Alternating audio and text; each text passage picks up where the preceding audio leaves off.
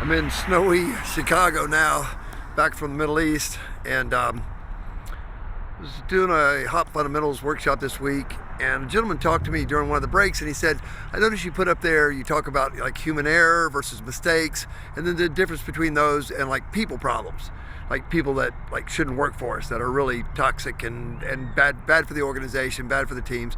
He said, is there not more categories? And I said, well, yeah, of course there are. I just like to really stress that most of the other situations are somewhat redeemable. He said, well, what about a person who, like, they just can't get the job right? I said, well, that's true about a lot of jobs and a lot of people. There's plenty of jobs I could not do well, and so I shouldn't be in those jobs. But it doesn't mean you need to fire that person necessarily. Maybe they're just in a job they're not really cut out for. And in some cases, like maybe it's a job they've been into because they had seniority, but that's why I'm a big fan of like most senior qualified, so that we can get the right people in the jobs so that we can all be successful.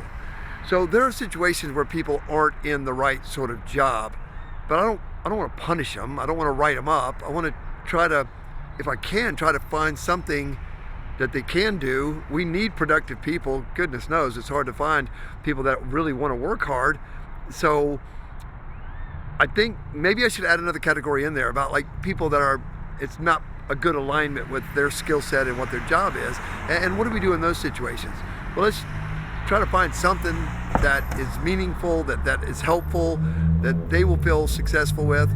But certainly let's not write them up just because they can't do the job. If you did that whenever I couldn't do a job, I'd be in trouble all the time because there's plenty of jobs I can't do.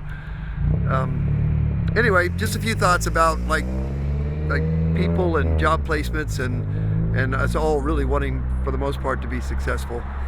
So until we meet again, I'll catch you at the next stop.